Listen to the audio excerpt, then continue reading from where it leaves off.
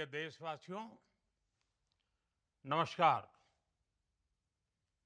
हम सभी ने बीते दिनों में देश का सामर्थ्य और उसका संयम दोनों देखा है।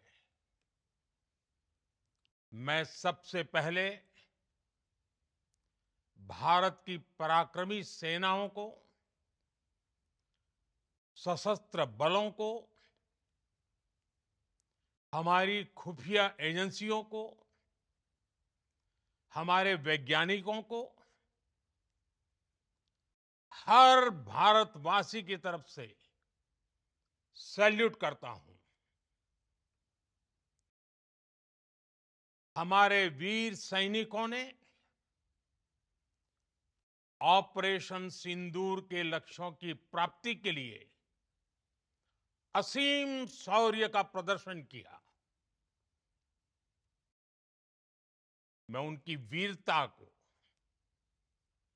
उनके साहस को, उनके पराक्रम को आज समर्पित करता हूं हमारे देश की हर माता को, देश की हर बहन को और देश की हर बेटी को ये पराक्रम समर्पित करता हूं। साथियों, 22 अप्रैल को पहलगाम में आतंकवादियों ने जो बर्बरता दिखाई थी, उसने देश और दुनिया को झकझोर दिया था। छुट्टियां मना रहे निर्दोष मासूम नागरिकों को धर्म पूछकर उनके परिवार के सामने, उनके बच्चों के सामने बेरहमी से मार डालना, यह आतंक का बहुत विभत्स चेहरा था, क्रूरता थी। ये देश के सद्भाव को तोड़ने की घिनौनी कोशिश भी थी। मेरे लिए व्यक्तिगत रूप से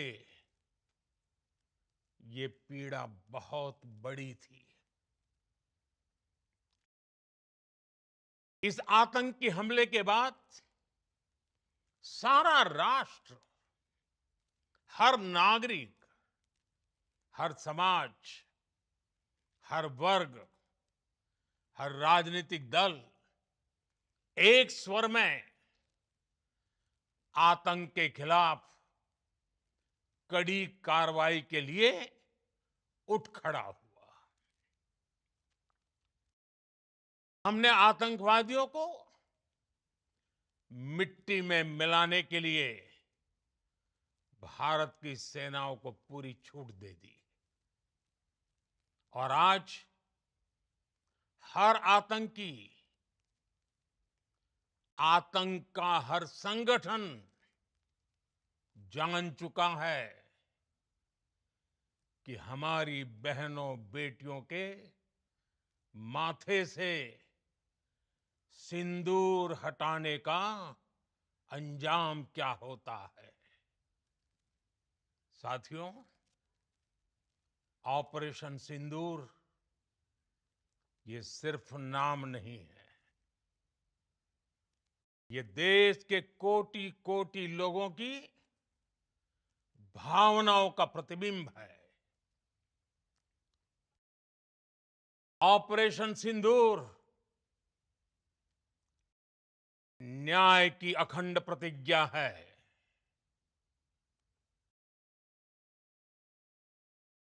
6 मई की देर रात, 7 मई की सुबह पूरी दुनिया ने इस प्रतिज्ञा को परिणाम में बदलते देखा है। भारत की सेनाओं ने पाकिस्तान में आतंक के ठिकानों पर, उनके ट्रेनिंग सेंटर्स पर सटीक प्रहार किया। आतंकियों ने सपने में भी नहीं सोचा था कि भारत इतना बड़ा फैसला ले सकता है। लेकिन जब देश एकजुट होता है, नेशन फर्स्ट की भावना से भरा होता है, राष्ट्र सर्वोपरि होता है, तो फौलादी फैसले लिए जाते हैं, परिणाम लाकर दिखाए जाते हैं। जब पाकिस्तान में आतंक के अड्डों पर भारत की मिसाइलों ने हमला बोला, भारत के ड्रोन्स ने हमला बोला, तो आतंकी संगठनों की इमारतें ही नहीं, बल्कि उनका हौसला भी थर्रा गया। बहावलपुर और मुरिद के जैसे आतंकी ठिकाने एक प्रकार से ग्लोबल टेररिज्म की यूनिवर्सिटीज रही है।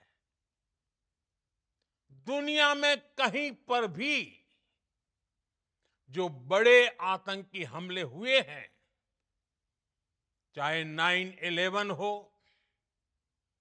चाहे लंदन ट्यूब बॉम्बिंग हो, या भारत में दशकों से जो बड़े बड़े आतंकी हमले हुए हैं, उन सब के तार कहीं ना कहीं आतंक के इन्हीं ठिकानों से जुड़ते रहे हैं।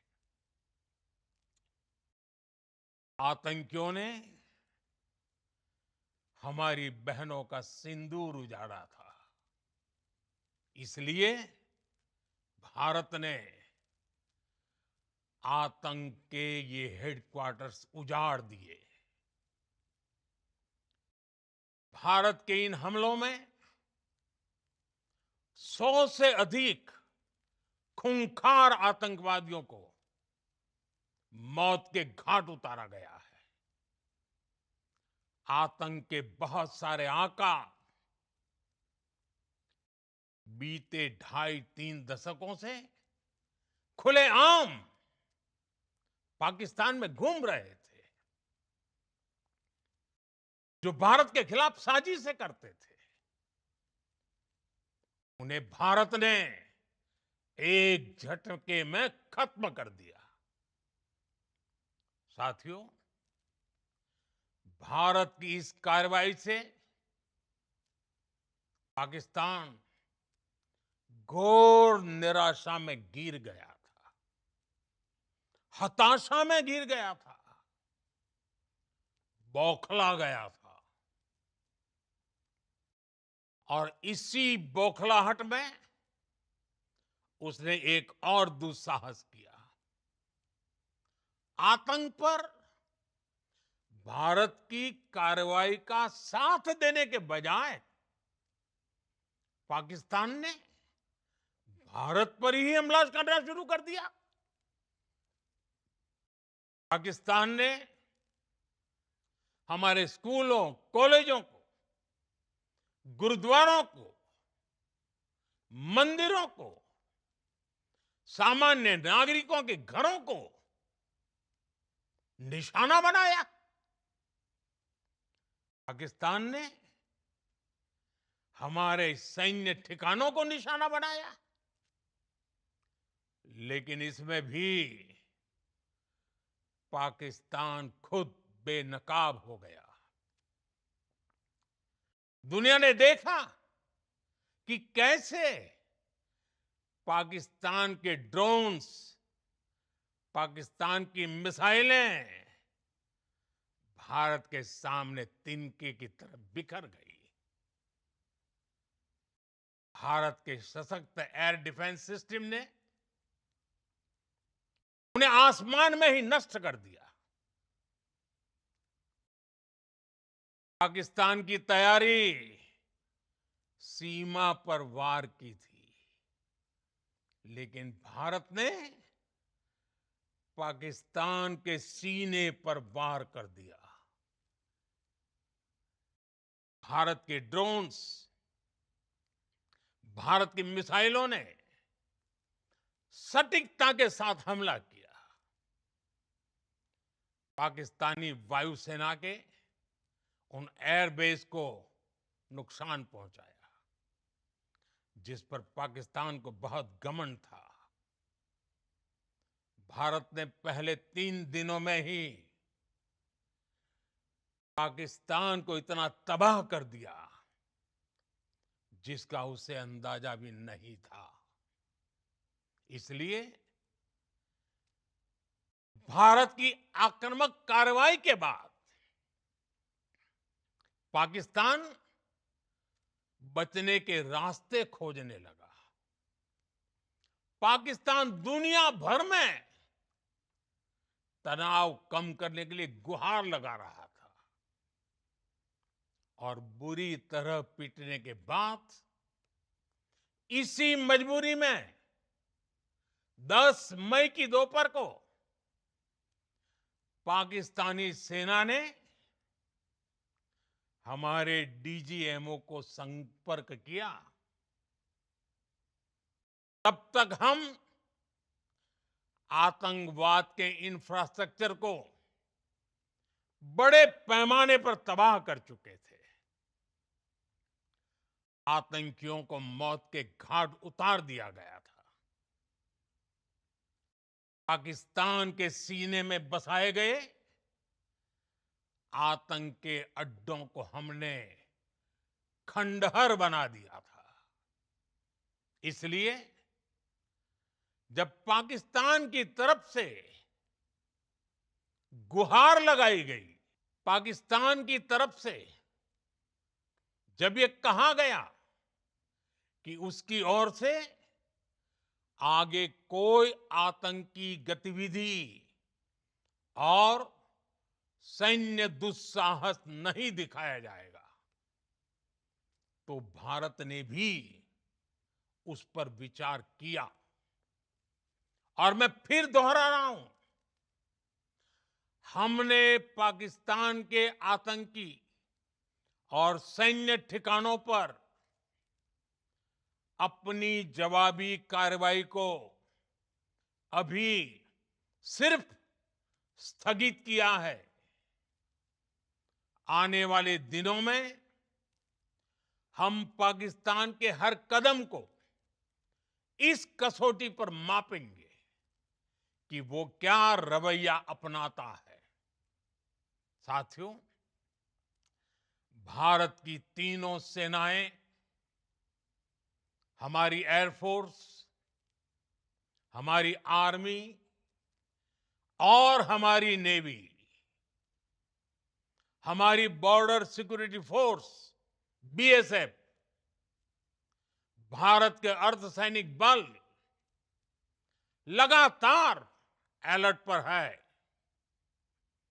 सर्जिकल स्ट्राइक और एयर स्ट्राइक के बाद अब ऑपरेशन सिंदूर आतंक के खिलाफ भारत की नीति है। ऑपरेशन सिंदूर ने आतंक के खिलाफ लड़ाई में एक नई लकीर खींच दी है।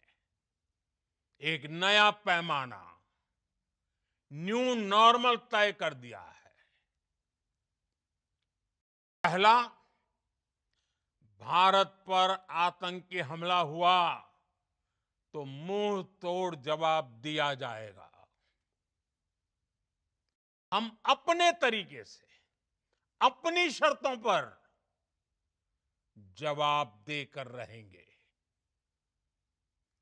हर उस जगह जाकर कठोर कार्रवाई करेंगे जहां से आतंक की जड़ें निकलती हैं। दूसरा, कोई भी न्यूक्लियर ब्लैकमेल भारत नहीं सहेगा। न्यूक्लियर ब्लैकमेल की आड़ में पनप रहे आतंकी ठिकानों पर भारत सटीक और निर्णायक प्रहार करेगा। तीसरा, हम आतंक की सरपरस्त सरकार और आतंक के आकाओं को अलग अलग नहीं देखेंगे। ऑपरेशन सिंदूर के दौरान दुनिया ने पाकिस्तान का वो घिनौना सच फिर देखा है, जब मारे गए आतंकियों को विदाई देने पाकिस्तानी सेना के बड़े बड़े अफसर उमड़ पड़े। स्टेट स्पॉन्सर्ड टेररिज्म का ये बहुत बड़ा सबूत है। हम भारत और अपने नागरिकों को किसी भी खतरे से बचाने के लिए लगातार निर्णायक कदम उठाते रहेंगे। साथियों, युद्ध के मैदान पर हमने हर बार पाकिस्तान को धूल चटाई है और इस बार ऑपरेशन सिंदूर ने नया आयाम जोड़ा है। हमने रेगिस्तानों और पहाड़ों में अपनी क्षमता का शानदार प्रदर्शन किया और साथ ही न्यू एज वॉरफेयर में भी अपनी श्रेष्ठता सिद्ध की। इस ऑपरेशन के दौरान हमारे मेड इन इंडिया हथियारों की प्रामाणिकता सिद्ध हुई। आज दुनिया देख रही है 21वीं सदी के वॉरफेयर में made in India defence equipments, इसका समय आ चुका है। साथियों, हर प्रकार के आतंकवाद के खिलाफ हम सभी का एकजुट रहना, हमारी एकता हमारी सबसे बड़ी शक्ति है। निश्चित तौर पर ये युग युद्ध का नहीं है, लेकिन ये युग आतंकवाद का भी नहीं है। टेररिज्म के खिलाफ जीरो टॉलरेंस, ये एक बेहतर दुनिया की गारंटी है। साथियों, पाकिस्तानी फौज, पाकिस्तान की सरकार जिस तरह आतंकवाद को खाद पानी दे रहे हैं,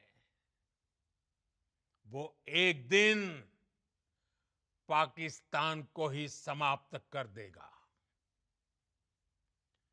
पाकिस्तान को अगर बचना है तो उसे अपने टेरर इंफ्रास्ट्रक्चर का सफाया करना ही होगा। इसके अलावा शांति का कोई रास्ता नहीं है। भारत का मत एकदम स्पष्ट है। टेरर और टॉक एक साथ नहीं हो सकते। टेरर और ट्रेड एक साथ नहीं चल सकते और पानी और खून भी एक साथ नहीं बह सकता। मैं आज विश्व समुदाय को भी कहूंगा, हमारी घोषित नीति रही है अगर पाकिस्तान से बात होगी तो टेररिज्म पर ही होगी। अगर पाकिस्तान से बात होगी तो पाक ऑक्युपाइड कश्मीर पीओके उस पर ही होगी। प्रिय देशवासियों, आज बुद्ध पूर्णिमा है। भगवान बुद्ध ने हमें शांति का रास्ता दिखाया है। शांति का मार्ग भी शक्ति से होकर जाता है। मानवता शांति और समृद्धि की तरफ बढ़े, हर भारतीय शांति से जी सके, विकसित भारत के सपने को पूरा कर सके, इसके लिए भारत का शक्तिशाली होना बहुत जरूरी है। और आवश्यकता पड़ने पर इस शक्ति का इस्तेमाल भी जरूरी है। और पिछले कुछ दिनों में भारत ने यही किया है। मैं एक बार फिर भारत की सेना और सशस्त्र बलों को सैल्यूट करता हूं। हम भारतवासी के हौसले, हर भारतवासी का एकजुटता का शपथ, संकल्प, मैं उसे नमन करता हूं। बहुत बहुत धन्यवाद। भारत माता की जय। भारत माता की जय। भारत माता की जय।